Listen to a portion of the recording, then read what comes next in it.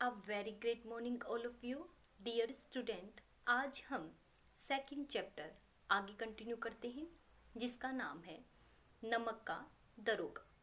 अब तक हमने पढ़ा नमक का नया विभाग बन गया था, लोग उसका चोरी छिपे व्यापार करने लग गए थे और मुंशी बंसीधर जो कि मुख्य पात्र होते हैं रोजगार की तलाश में निकलते हैं, तो उनके पिताजी उसे सीख देते हैं कि आप ऊपरी आय पर ध्यान देना, क्योंकि जो मासिक वेतन होता है वह तो पूर्णमासी की चांद की तरह होता है जो धीरे धीरे समाप्त हो जाती है। वह आज्ञाकारी पुत्र होते हैं और अपने पिता की बात सुनकर चल पड़ते हैं। जाते ही उन्हें दारोगा का पद मिल जाता है। उनके पिता को पता चल जाता है तो वह बहुत ही खुश हो जाते हैं। आज हम आगे स्टार्ट करेंगे, तो देखिए। तो चलिए स्टार्ट करते हैं। हम यहाँ तक कर चुके हैं कि फूले न समाई।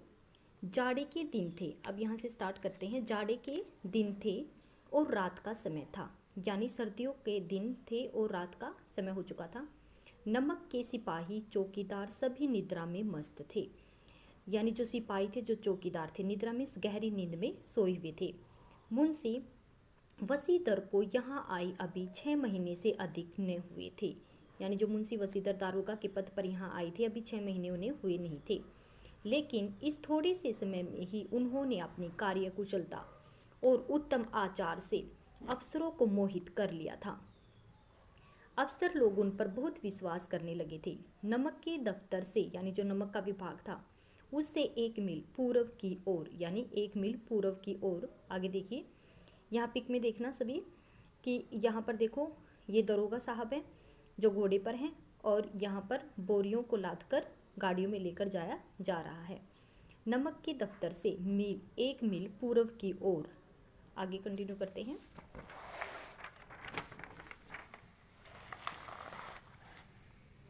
जमुना बहती थी, उस पर नाव का एक पुल बना हुआ था। दरोगा जी किवाड़ बंद किए मीठी नींद में सो रहे थे, यानी जो मुंशी वसीधर थे वो मीठी नींद में सो रहे थे। अचानक उनकी आंख खुली तो नदी के प्रवाह की जगह गाड़ियों की गड़गड़ाहट तथा मल्लाहों का कोलाहल सुनाई दिया।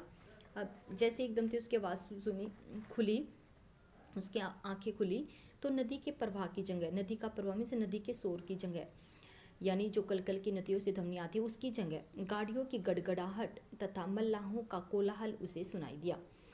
मल्लाह होते हैं जो नाव को चलाते हैं।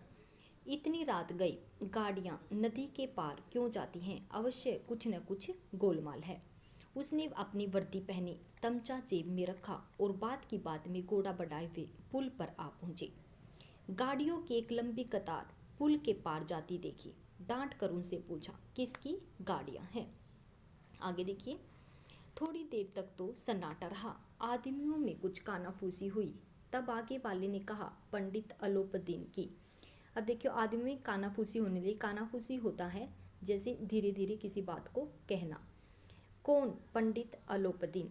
दातागंज के मुंशी वंशीधर चौके पंडित अलोपदीन इस इलाके के सबसे प्रतिष्ठित जमींदार थे, लाखों रुपए का लेन देन करते थे।